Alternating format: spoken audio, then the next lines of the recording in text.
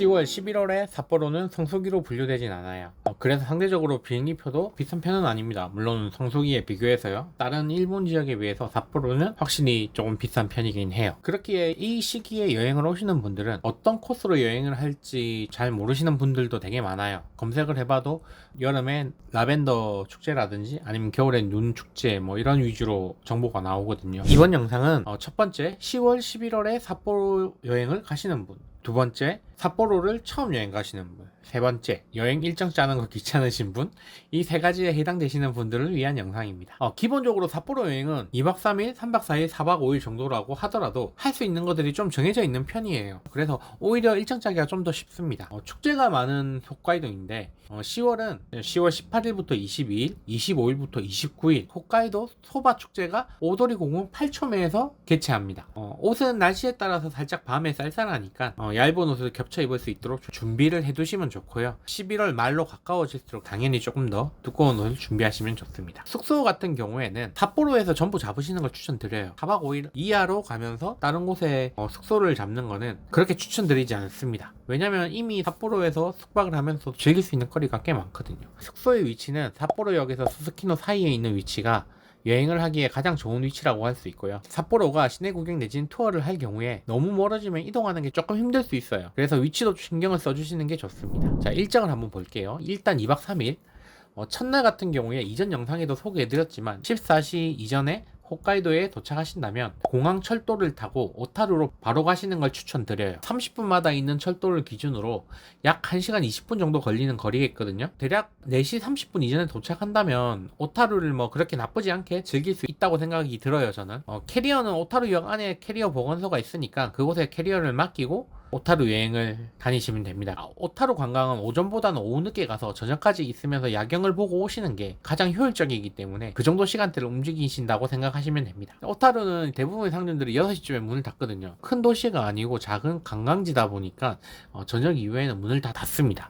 이 구간을 6시까지 둘러본다고 생각을 하고 6시쯤에 오타루 운하 쪽으로 가셔가지고 야경을 좀 즐기시다가 삿포로로 돌아오시면 돼요. 오타루의 먹거리 같은 경우에는 디저트하고 스시가 유명한데 디저트 같은 경우에는 르타오와 로카테이가 유명하고요. 저는 그 두 곳보다 구석에 있는 루카토리 에무가 더 퀄리티도 좋았고 맛도 좋았다고 생각을 해요. 근데 위치상 추천드리기가 조금 어렵습니다. 오타루 같은 경우에는 초반 만화의 배경이 되는 곳이라서 스시를 드시고 싶어 하시는 분들이 꽤 많아요. 그런 분들은 예약을 하고 가시면 됩니다. 예약 없이 갈 수 있는 집들도 있으니까 구글 지도를 통해서 잘 확인하시고 가면 될 것 같아요. 하지만 저는 추천드리진 않아요. 오타루 구경 후 삿포로로 넘어갑니다. 오타루를 못 가시는 시간대였다면 공항에서 삿포로로 바로 넘어오시겠죠? 도착을 하시면 호텔 체크인을 바로 하시고요. 짐을 다 호텔에 둔 후에 시내 구경을 하시면 됩니다. 만약에 소바 축제 기간에 도착하신다면 이 축제가 오후 8시가 라스트 오더거든요.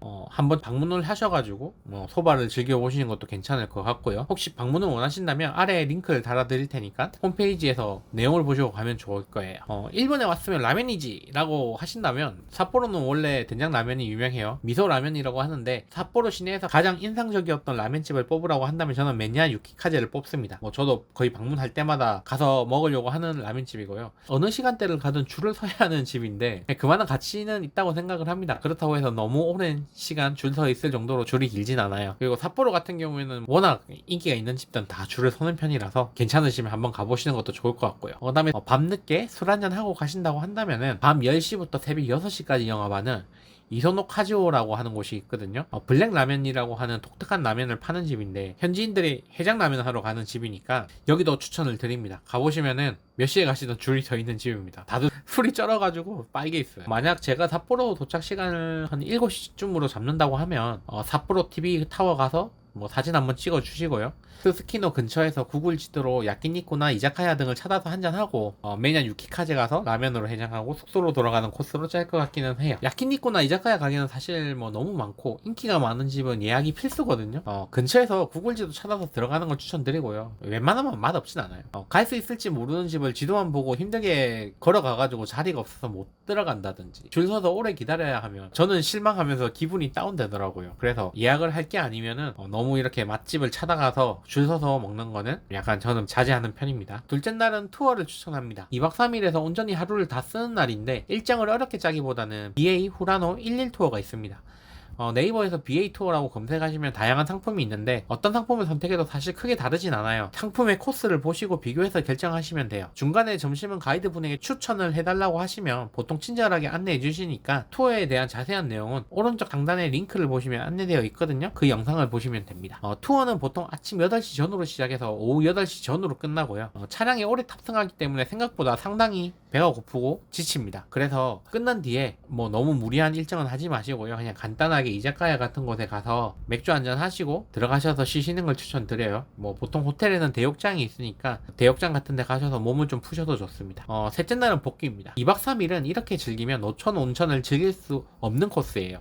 오후 늦게 비행기로 돌아가시는 분들에게는 아침 일찍 공항으로 돌아가서 공항 온천을 추천드립니다. 10시부터 공항 온천이 가능하고 가격은 1,800엔 정도고요. 근데 정말 그 이상의 값어치를 하는 곳이라고 저는 생각을 해요. 수건이나 일체, 준비물이 필요가 없고요. 짐도 무료로 맡아줍니다. 특히 노천 온천 가시면은 비행기가 보이고 비행기 소리 들으면서 온천을 즐길 수 있어요. 저는 일정만 맞으면 항상 들렸다 가는 곳이에요. 체크인 한 2시간 30분 전쯤에 나와가지고 체크인 하는 곳으로 가시면은 시간에 맞춰서 도착 가능하니까 시간 잘 알아보고 가시면 좋을 것 같아요. 3박 4일 3박 4일이 되면 하루에 일정이 더해질 수 있어요. 이럴 경우에 저는 첫날 오타루를 갈 수 있더라도 포기하고 조장케이 오타루 투어를 활용하라고 말씀드리고 싶어요. 오타루 야경을 못 본다는 것이 단점이긴 한데 그래도 1일 투어는 정말 시간이나 돈이 아깝지 않아요. 이 투어 같은 경우에는 조장케이, 오타루, 시로이 코이비토를 가는 코스로 진행이 됩니다. 시로이 코이비토 같은 작은 테마파크는 아이들과 함께 가면 굉장히 좋은 곳입니다. 조장케이에 가시면 효헤이코 온천을 가시는데 노천 온천으로 매우 좋은 분위기의 온천이거든요. 삿포로에서 갈 수 있는 노천 온천 중에서 가장 가볼 만한 곳이라고 생각이 드니까 3박 4일이시라면 이 투어를 세 번째 날에 추가해서 짜시면 좋을 것 같습니다. 4박 5일 이제 하루가 더 늘어나서 4박 5일이 되었어요. 1, 2, 3일은 위와 똑같이 하시면 될 것 같고요.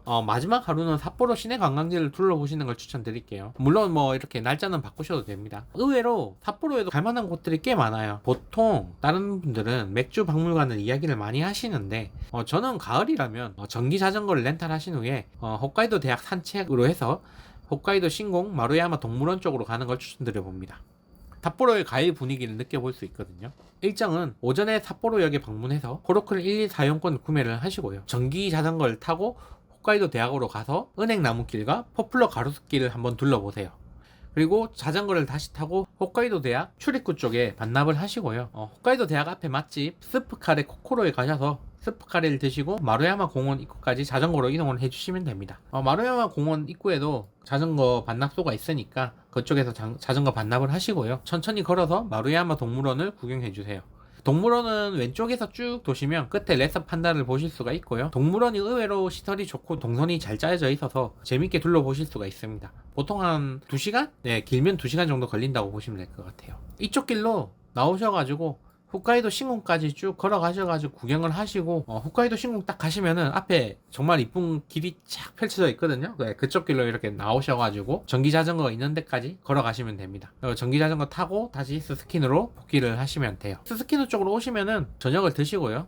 해가 질 때쯤에 모이와야마 전망대에 올라가셔서 삿포로 야경을 한번 즐기고 돌아오시면은 4박 5일 일정이 완성이 됐다고 보면 될 것 같습니다. 이 외에도 아침에 갈 수 있는 니조 시장이라든지 맥주 박물관 등이 있기는 해요. 있는데 제 개인적인 취향으로는 사실 그쪽보다는 이쪽이 조금 더 좋다고 생각이 들고요. 물론 제가 이야기한 이 일정이 일정대로 날짜를 맞춰서 간다든지 보다는 제가 얘기했던 하루하루 단위의 일정들을 그냥 넣으셔가지고 하루를 즐기시면 됩니다. 2박 3일을 가시면서 시내 일정을 돌아보셔도 되죠. 여러분들이 조사를 하면 더 자신의 취향에 맞는 여행이 될 수 있을 거예요. 다만 그런 조사조차도 힘들고 어렵다고 하시는 분들은 제가 이야기한 일정 안에서 자신이 원하는 걸 좀 찾아보신다면 조금 편하게 여행을 다녀오실 수 있을 거예요. 물론 제가 얘기한 것도 정답은 아닙니다. 정답은 아니지만 그래도 제가 삿포로 여행을 다니면서 제가 갔던 곳들 중에서 좋았던 기억이 있는 곳들을 추천해 드리는 거니까 이렇게 가시는 것도 나쁘지 않으실 거예요. 다음엔 또 다른 이야기를 가지고 올게요. 감사합니다.